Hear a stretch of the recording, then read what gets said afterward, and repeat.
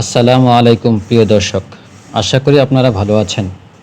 আমি আরও একটি সঙ্গে আপনাদের সম্মুখে হাজির হইলাম। আমার আগের ভিডিওতে আপনারা জেনেছেন যে হরকত কাহাকে বলে এবং হরকত কিভাবে পড়তে হয়। আজকের ভিডিওতে আমরা এমন একটি কায়দার কথা জানব বা শিখব যে কায়দাটি কোরআনে কারিম শুদ্ধ করে পড়া অসম্ভব। সেই কায়দাটি হচ্ছে হুরফে মদ। হুরুফে মদ, আবারও বলছি হুরুফে মদ। হুরুফে মদ এমন একটি কায়দা যে কায়দাটি আপনি যখন কোরআন তেলাওয়াত করবেন, প্রত্যেকটি কোরআনে এই কায়দাটি রয়েছে। যদি আমরা না জানি যে হুরুফে মদ কি, তখন আমরা শুদ্ধ করে কোরআন শরীফ পড়তে পারবো না, অথবা তেলাওয়াত করা আমাদের জন্য অসম্ভব হবে, খালি ভুল হবে, আর সওয়াবের বদলায় আর গুনাহই হয়। ওই জন্য আমরা চেষ্টা করব ইনশাল্লাহ হুরুফে মদকে শিখব আর কোরআনে কারিমকে সহি করে পড়ার চেষ্টা করব। এখন সর্বপ্রথম আমরা জানব যে হুরুফে মদ কাহাকে বলে। হুরুফে মদ হচ্ছে লম্বা হওয়ার হরফ। লম্বা হওয়ার হরফ মানে এই হরফগুলো দিয়ে কি হয়, হরফকে লম্বা করে পড়তে হয়।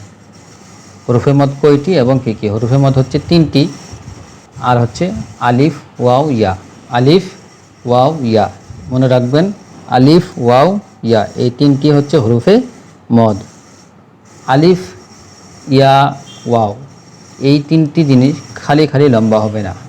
যখন এদের সঙ্গে, আলিফের সঙ্গে, ওয়াওয়ের সঙ্গে, ইয়ার সঙ্গে যখন আরেক শব্দ যখন যোগ হবে, তখন কি হবে? লম্বা হবে।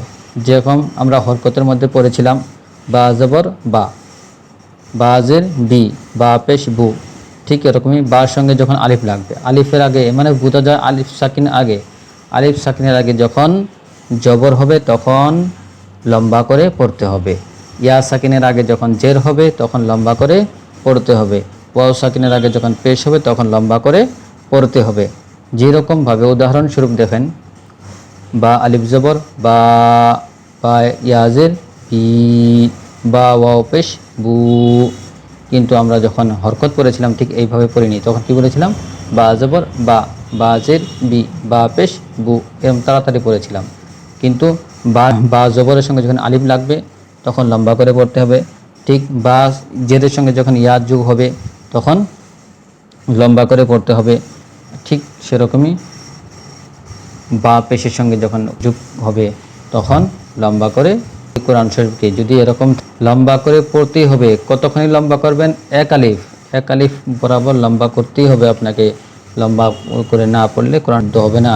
তখন কি হবে? আপনার গলতি, আপনার ভুল থেকে যাবে। ইনশাআল্লাহ আমরা সবাই চেষ্টা করব যেগুলি কথা আমরা শিখব বা বলা হচ্ছে ভিডিওর মাধ্যমে, মানুষকে দাওয়াত দেওয়া হচ্ছে শেখার জন্য, ইনশাআল্লাহ আমরা সবাই মনোযোগ সহকারে ভিডিওটি দেখব আর পড়া ভালোভাবে সহি শুদ্ধভাবে কোরআন শরীফ পড়ার জন্য চেষ্টা করব। যদি আমার ভিডিওটি আপনাদের কাছে খুবই ভালো লাগে থাকে তাহলে একটা সাবস্ক্রাইব করতে ভুলবেন না। লাইক বটনে লাইক একটা দিবেন আর শেয়ার করে দিবেন, যাতে আপনার ভাই, আপনার আত্মীয় স্বজন যেন সহি শুদ্ধভাবে কোরআন শরীফ পড়তে পারে। ইনশাআল্লাহ আগামী ভিডিওতে আপনাদের সঙ্গে আবার দেখা হবে।